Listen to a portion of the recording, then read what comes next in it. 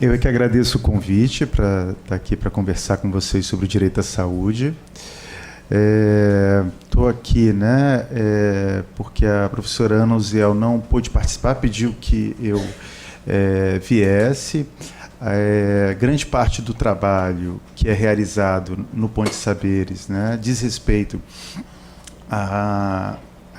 o trabalho que eu desenvolvo lá diz respeito à atividade de acompanhamento do trabalho da Mariana Sampaio, que está aqui presente. Ela é tanto estagiária da professora Ana Uziel, quanto extensionista do projeto de extensão sobre a saúde das pessoas que não se encontram mais em situação de privação de liberdade, experiências locais e agendas nacionais. Vocês vão entender um pouco por que esse projeto tem esse nome, Saúde das pessoas que não se encontram mais em situação de privação de liberdade. Eu acho que a doutora já adiantou isso, ou seja, embora regularmente sejam chamadas de presos, pessoas privadas de liberdade, elas se encontram em situação de privação de liberdade, porque sim, vão voltar. E, inclusive, é esse o foco do projeto, é abordar as pessoas que se encontram na situação de egressos do sistema prisional, como a Sandra já adiantou. Egressos por quê? Porque a gente tem clássicos da área de ciências sociais abordando os internos, o principal deles é o estudo do Goffman, e esses clássicos mostram justamente lacunas no que diz respeito aos egressos do sistema, ou seja, e quem sai de uma instituição voltada para o confinamento. Tem também uma ampla linha de investigação, não só sobre os que saem das instituições totais, sejam elas prisões, hospitais psiquiátricos, entre outras, mas sobre essa situação de ex-paciente psiquiátrico, ex-preso, ex de um modo geral. O que é ser um ex, inclusive do ponto de vista autobiográfico, como é que as pessoas se situam na vida, sendo marcadas por uma situação que elas já viveram e não vivem mais. E essa ideia de abordar a saúde das pessoas em situação que não se encontram mais em situação de privação de liberdade através das experiências locais e das agendas nacionais é justamente para grifar a relevância de projetos experimentais como Ponte de Saberes. Por quê? Porque muitas vezes as nossas agendas nacionais de políticas públicas, inclusive de políticas da saúde, surgem de experiências locais. É o caso da área de saúde mental. Uma área que foi que teve como resultado uma política pública reconhecida internacionalmente, uma área que tem um movimento antimanicomial muito fortalecido, uma área que começa com várias experiências locais, que depois se transformam em política pública nacional. É o caso, por exemplo, dos lares abrigados, pensões protegidas, que vieram a se tornar os serviços, os SRTs, os serviços residenciais terapêuticos, enquanto política pública nacional. Então é muito importante que a gente destaque as experiências locais para pensar as nossas agendas nacionais e não só se preocupe com a implantação daquilo que já está previsto.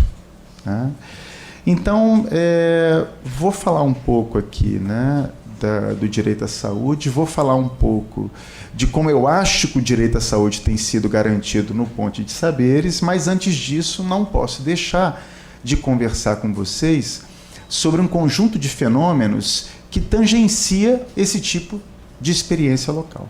Então, primeiro, é necessário que a gente se situe no tempo e no espaço. Então, no tempo, nós vivemos uma situação muito peculiar hoje em dia, que é o fenômeno já muito estudado do encarceramento em massa.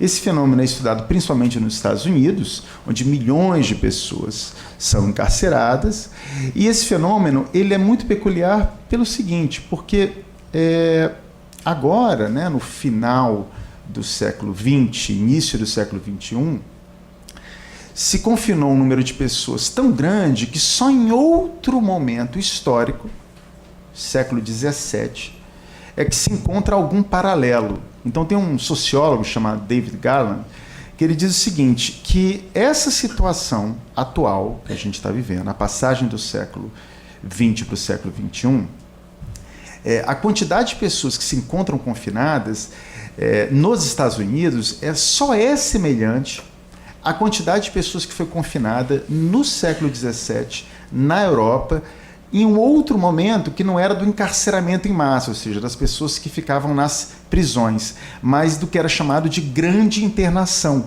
pelo Michel Foucault, né, que era o hospital geral, que era um espaço no qual várias pessoas eram depositadas. Então vejam que situação peculiar que a gente vive, histórica, né, nos situando no tempo. A gente não vive qualquer momento histórico. Inclusive o Michel Foucault dizia que a tendência era das formas de vigilância não virem a gerar mais instituições como essa, ou seja, a gente não precisar, né, o governo não precisar do encarceramento para vigiar as pessoas. Bom, ele ao mesmo tempo se enganou e não se enganou. Ele se enganou porque de fato as prisões continuam crescendo. E ele não se enganou porque de fato o governo, né, tem prescindido disso para vigiar as pessoas, né? Vídeo esses fenômenos que a gente tem acompanhado no mundo digital. Mas bom, nos situando no tempo, percebemos que este momento histórico é um momento muito semelhante a um momento que só aconteceu no século XVII na Europa. E no século XVII na Europa, o principal vetor de confinamento das pessoas, ou seja, esses depósitos de gente de pessoas criados principalmente na Europa e principalmente na França, eles tinham como principal vetor de confinamento a ociosidade, ou seja, o que fazia com que essas pessoas eram confinadas era principalmente o fato delas serem consideradas ociosas. Em outras palavras, eram vistas como pessoas que não eram capazes de produzir. Eram incapazes de produzir do ponto de vista do governo, portanto consideradas ociosas, portanto confinadas. Bem diferente do momento em que a gente vive atualmente. Segundo esse sociólogo, David Garland, esse principal vetor de confinamento mudou. Não é tanto a ociosidade, o fato das pessoas serem vistas como incapazes de produzir, mas a sociedade de consumo. As pessoas são vistas como incapazes de comprar, de consumir. São essas, principalmente, que são confinadas. Né? Então, nos situando no tempo, é isso. Nós vivemos uma sociedade... continuamos vivendo uma sociedade, né, capitalista, mas sociedade principalmente voltada para o consumo, né, que encarcera muitas pessoas, tanto quanto no século XVII. E nos situando no espaço, nós não estamos em qualquer país, nós estamos no Brasil, que é um dos países que mais encarceram no mundo. Vocês estão a par disso, né? Vocês estão a par que os Estados Unidos é, sim, o país que mais encarcera no mundo e que o Brasil, segundo as últimas fontes, né, estatísticas, é o terceiro que mais encarcera no mundo. Então, nós estamos em um país no qual se encarcera muito. E aqui no Brasil, a gente tem podido discutir esse fenômeno também de uma maneira muito particular, né? Enquanto muitas pessoas discutem esse fenômeno do encarceramento em massa exclusivamente atentos à superlotação, ou seja, ao fato de que o número de pessoas que se encontram aprisionadas é muito maior do que o número de vagas disponíveis, também no Brasil se discute um outro fenômeno, que é o superencarceramento. É o fato de que, regularmente, quando uma pessoa considerada, né, como alguém que está cometendo um delito, se acredita que a pena mais apropriada é a privação de liberdade. Então, regularmente, a maneira de punir é privar de liberdade. Então, discutir superpopulação junto com superencarceramento tem sido a maneira através da qual, aqui no Brasil, a gente tem buscado equacionar esse problema, ou seja, não é só aumentando o número de vagas que vai se resolver a situação das pessoas que cometem delitos. Afinal, né, regularmente as pessoas que cometem delitos são muitas vezes, se tornam muitas vezes pessoas privadas de liberdade, né? Então, sem levar em conta o encarceramento em massa, a gente não consegue levar em conta as peculiaridades do que a gente vive no momento. E sem levar em conta essa diferença entre superpopulação e superencarceramento, a gente não consegue criar alternativas para lidar com a situação das pessoas que se encontram privadas de liberdade. Já que, se não levarmos em conta a superpopulação junto com o superencarceramento, acharemos que o problema se resolve criando mais vagas. Do mesmo modo, a questão do direito à saúde, né? Então, do mesmo modo como é uma cilada, né, a gente abordar só pela via da superpopulação, sem levar em conta o superencarceramento, também é uma cilada a gente abordar o direito à saúde exclusivamente pela via do aumento do acesso às ações e serviços de saúde, sem levar em conta a diminuição do risco de adquirir agravos e doenças. Aí a gente precisa retomar a nossa Constituição Federal no trecho sobre a saúde, né? Então, no trecho sobre a saúde, na nossa Constituição Federal, o que diz lá? Diz que a saúde é um direito do cidadão e é um dever do Estado, e para que esse direito seja garantido, é necessário a participação do setor saúde no que tange ao aumento do acesso às ações e serviços de saúde. Aumentar o número, né, de pessoas que atendem, né, as pessoas privadas de liberdade, o número de profissionais dentro da prisão, fora da prisão, aumentar o número de especialidades disponíveis, aumentar o número de exames, consultas ambulatoriais, internações, sim, ok, né? Agora, também consta na nossa Constituição que o direito à saúde, ele deve se efetivar não só através do setor saúde, ele deve se efetivar também através de outros setores, como habitação, educação, trabalho, porque através desses setores se diminui a chance das pessoas adquirirem agravos e doenças.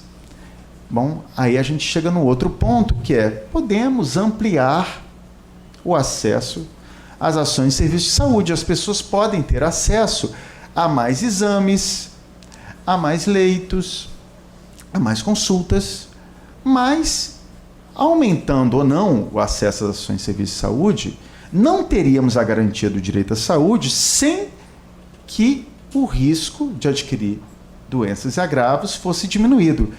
Como diminuir o risco de uma pessoa adquirir doenças e agravos dentro de uma prisão? Como?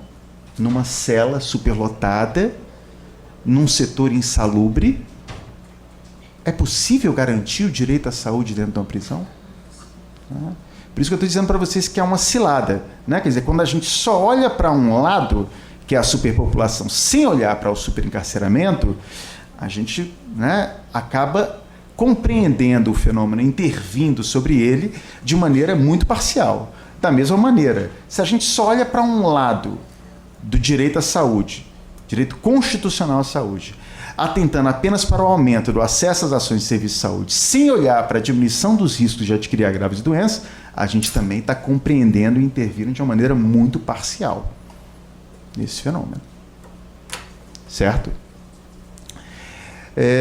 Então, essa perspectiva foi a perspectiva que eu levei em conta quando eu atuei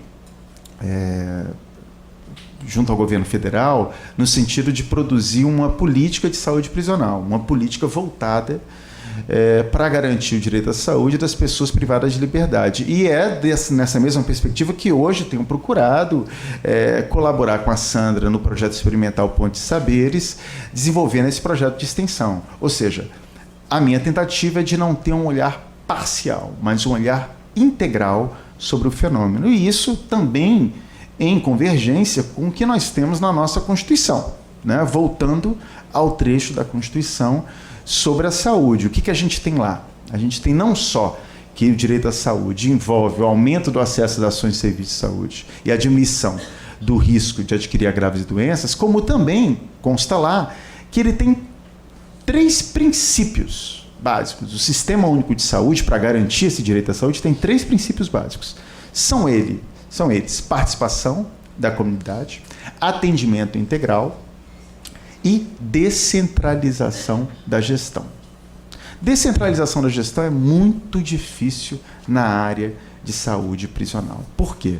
Porque, regularmente, o que acontece? Os estados da federação é que têm a custódia das pessoas privadas de liberdade. Então, ao contrário de outras políticas de saúde, onde o contato é direto com o município, no caso da política de saúde voltada para as pessoas privadas de liberdade, necessariamente tem que passar pelos custodiadores, pelo estado da federação, né? Então, isso torna a atividade governamental um pouco mais complexa do que em outras políticas de saúde.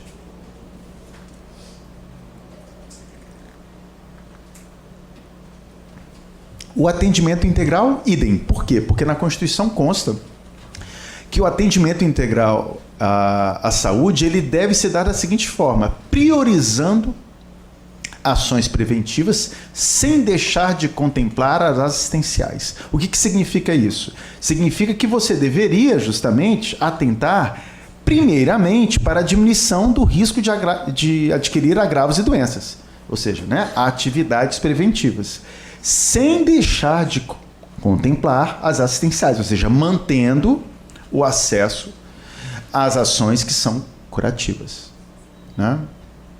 Pois bem, como eu já disse antes, numa prisão é muito difícil fazer isso. É muito difícil, por quê? Porque as prisões, em geral, são extremamente insalubres e superlotadas. Como desenvolver atividades preventivas, prioritariamente, num espaço como esse? Vejam, estou comentando sobre isso para depois chegar no Ponte Saberes, porque eu acredito que um projeto experimental sobre Ponte Saberes consegue equacionar esses problemas de uma maneira que eu considero muito mais apropriada. Tá? E, né, deixei por último a participação da comunidade, não foi à toa. Né? Então, não só a descentralização da gestão e o atendimento integral são princípios difíceis de serem efetivados no interior das políticas de saúde prisional, mas a participação da comunidade também. A primeira iniciativa, o Plano Nacional de Saúde no Sistema Penitenciário, que foi a iniciativa do governo federal para garantir o direito à saúde das pessoas privadas de liberdade, ela só era dirigida às pessoas que já tinham sido julgadas e condenadas. Aí se percebeu na época que se fosse dirigida exclusivamente a quem já fosse julgado e condenado, a parcela que ia se beneficiar era muito pequena, né? Já que grande parte das pessoas... desculpa, grande parte é exagero da minha parte, mas na época se percebeu que eram 30% e mais recentemente que eram 30%, 40% das pessoas que não tinham sido ainda julgadas e condenadas. Ou seja, se a política fosse uma política hiperefetiva, hipereficiente, hipereficaz, ela só chegaria a 60% das pessoas privadas de liberdade. E aí, posteriormente, essa política foi ampliada para o conjunto da população privada de liberdade. Mas já nessa época do Plano Nacional de Saúde no Sistema Penitenciário, a participação da comunidade era algo fictício.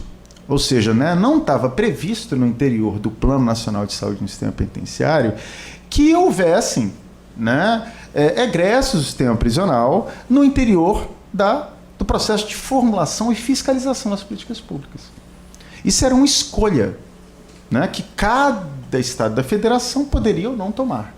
Com a política nacional de atenção integral às pessoas privadas de liberdade no sistema prisional, as pessoas privadas de liberdade no sistema prisional justamente porque se pretendia, né, que a política pudesse abarcar o conjunto do sistema, né, aí se coloca, né, se inclui uma figura que é a do grupo condutor.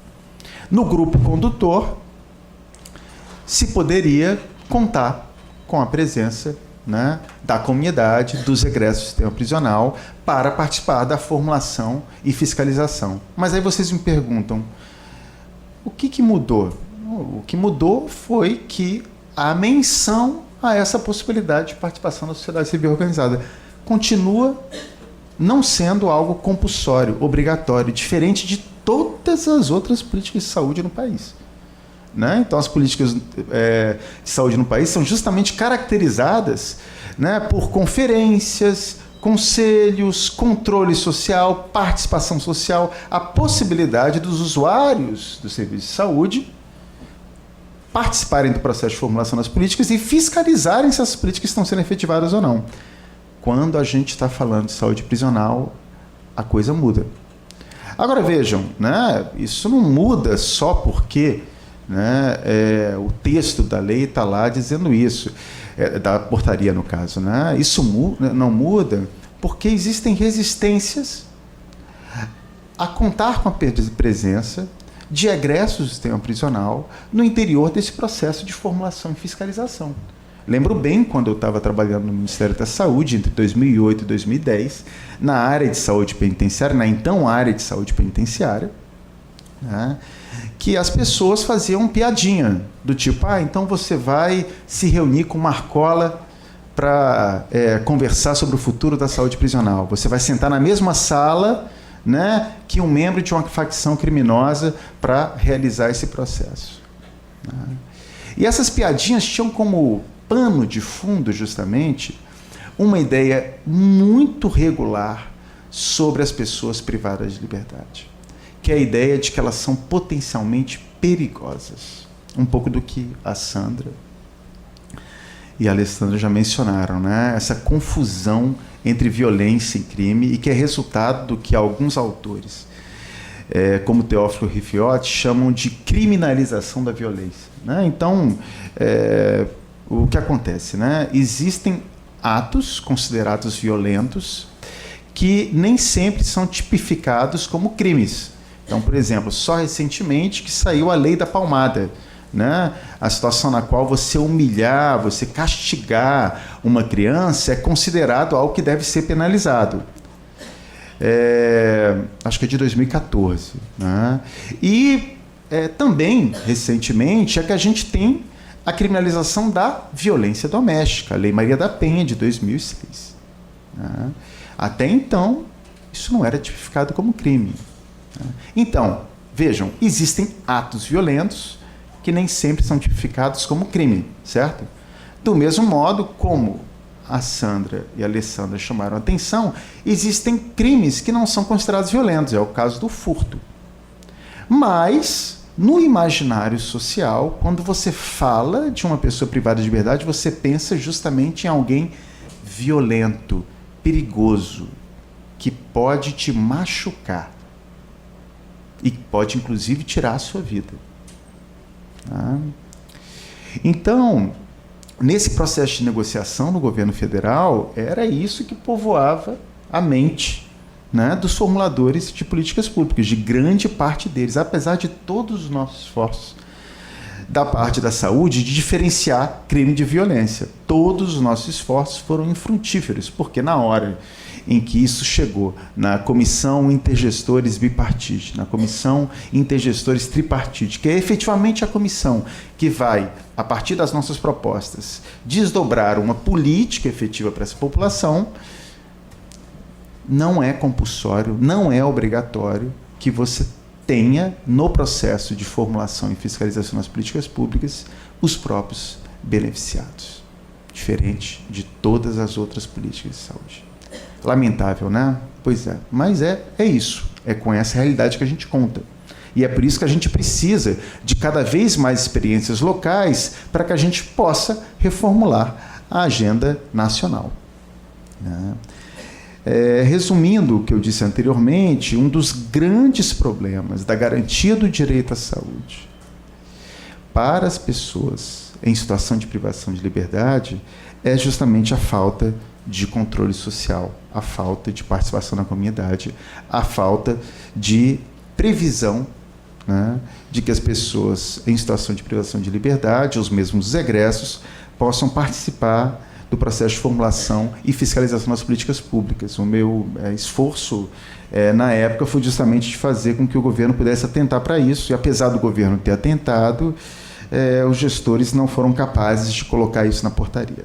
Né? Só que isso que eu estou mencionando para vocês, né, não é só uma dificuldade do governo federal, também é uma dificuldade dos próprios pesquisadores. Grande parte das pesquisas que acontecem sobre saúde prisional, elas misturam mesmo crime com violência, né? Ou seja, as pessoas não fazem necessariamente esse esforço de mostrar que uma coisa não necessariamente tem a ver com a outra, né? Inclusive estudos das próprias ciências sociais, né, que muitas vezes, ao falarem de crimes, estão falando de crimes violentos, né? E estudos da área da saúde, que ao falarem da violência em saúde, consideram como principal índice o homicídio, que é um crime, né? Pois bem, então, da parte dos pesquisadores, o que a gente encontra como problema, né? Quando a gente vai procurar, né, nas pesquisas uma saída para garantir o direito à saúde das pessoas em situação de privação de liberdade, o que a gente vai encontrar? A gente vai encontrar uma ampla literatura, tanto nacional quanto internacional, que vai mostrar um pouco dos modelos de atenção disponíveis para atender pessoas em situação de privação de liberdade. Esses modelos variam desde uma situação na qual você tem atendimento emergencial 24 horas por parte de médicos, né, como é o caso da Inglaterra, até situações nas quais você vai ter exclusivamente atenção básica fora da prisão para aqueles que forem escoltados e procurarem esse serviço de atenção básica. Então a gente tem extremos, né? Atendimento full time dentro da prisão, atendimento de segunda a sexta durante o dia fora da prisão para quem foi escoltado.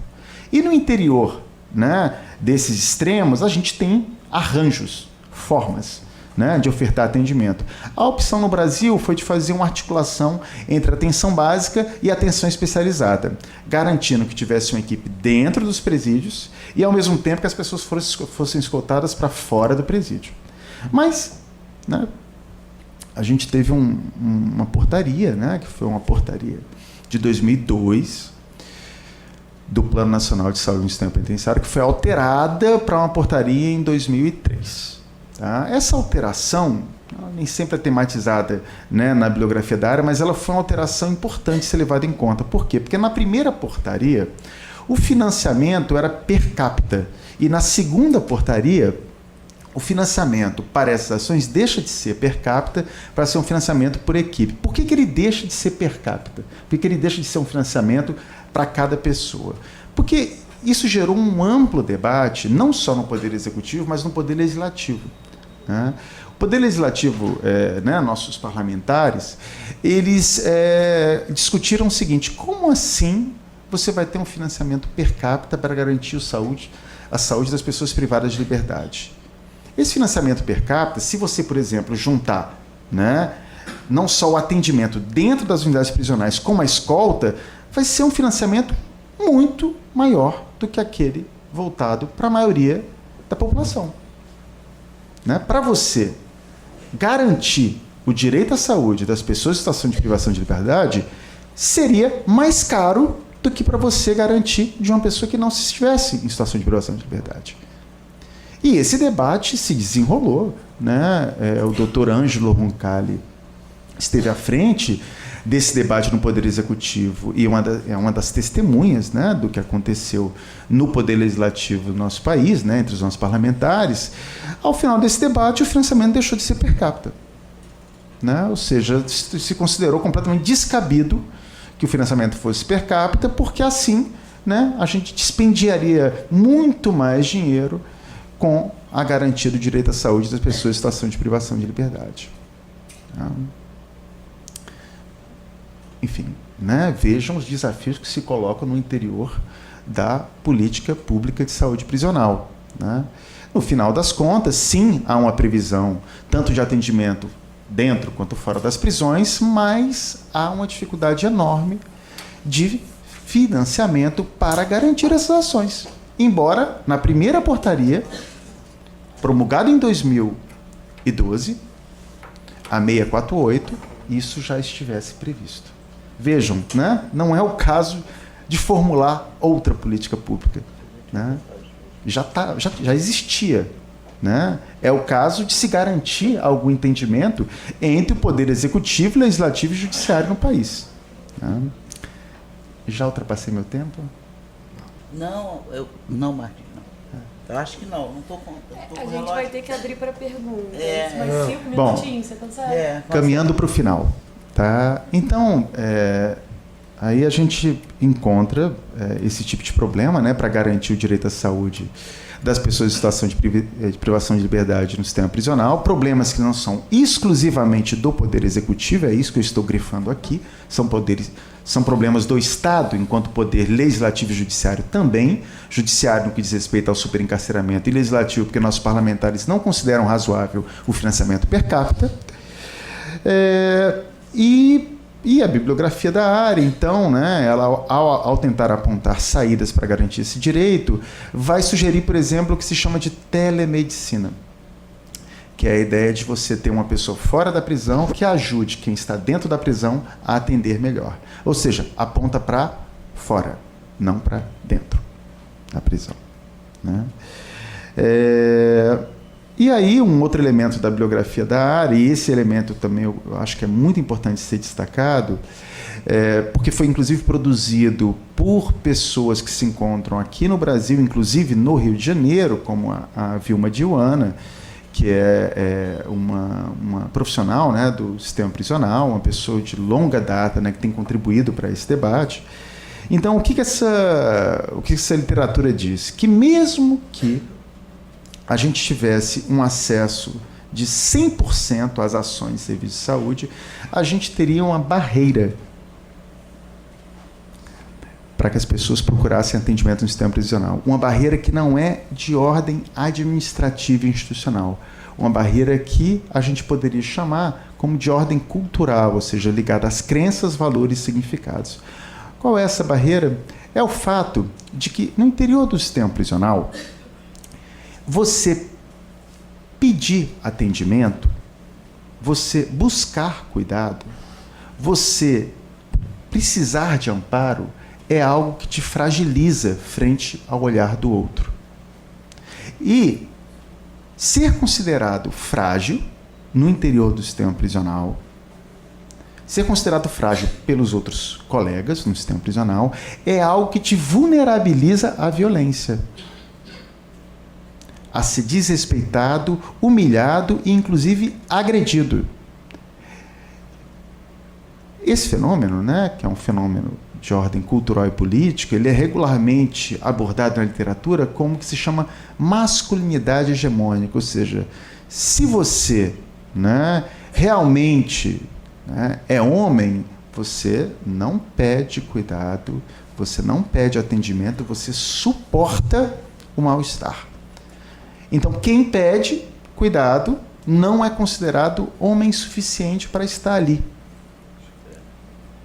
E começa a se tornar vulnerável às situações de violência. Ou seja, mesmo que tivesse acesso integral às ações de serviço de saúde, nada garante que as pessoas em situação de privação de liberdade iam pedir atendimento. Por conta dessa vulnerabilidade, né, à violência no interior do sistema prisional. Eu acho que o projeto experimental Ponte Saberes ele tem conseguido lidar com os egressos do sistema prisional de uma maneira muito interessante, algo que inclusive consegue equacionar melhor essas questões que eu coloquei anteriormente para vocês, particularmente por duas razões. Né? A primeira razão é que no interior do sistema prisional, apesar de toda a luta do governo federal para aumentar o acesso às ações de serviço de saúde, alguns profissionais continuam fazendo perícia exclusivamente. Né? Mais do que cuidando, né? Eles procuram realizar atividades que não necessariamente envolvem uma escuta dos problemas dessas pessoas para que elas possam se sentir menos mal. Já no Ponte de Saberes, a gente nota uma série de atividades que não operam na lógica do inquérito. Né? O Michel Foucault ele dizia que as ciências humanas elas eram responsáveis por criar 3 dispositivos: a medida, o exame e o inquérito. Né? Economia, educação, direito, psicologia contribuindo para criar esses dispositivos, e o inquérito, em particular, o dispositivo de fazer falar.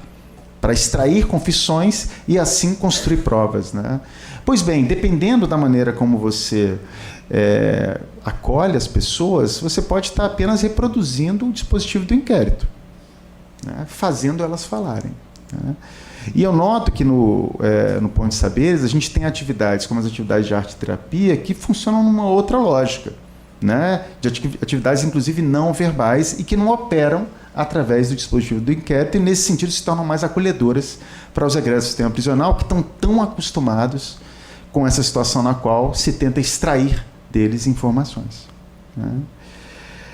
O outro elemento, né, que eu acho relevante, né, do projeto experimental Ponte Saberes diz respeito justamente ao respeito ao direito à saúde, segundo ele se encontra na Constituição, que é a ideia de que você não só aumenta o acesso às ações de serviço de saúde, mas você também diminui o risco de adquirir graves doenças. Como? Encaminhando egressos do sistema prisional também para atividades de trabalho, né? Se preocupando com as questões ligadas à habitação e não só buscando aumentar o acesso às ações de serviço de saúde. Vejam, não estou sugerindo aqui que a gente deixe de se preocupar com a superlotação e apenas com o superencarceramento, mas que a gente componha.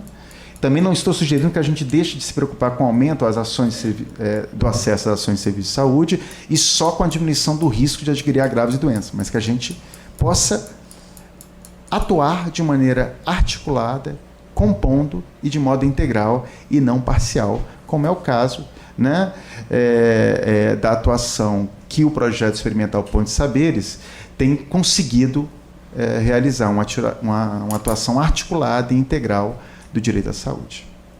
É isso.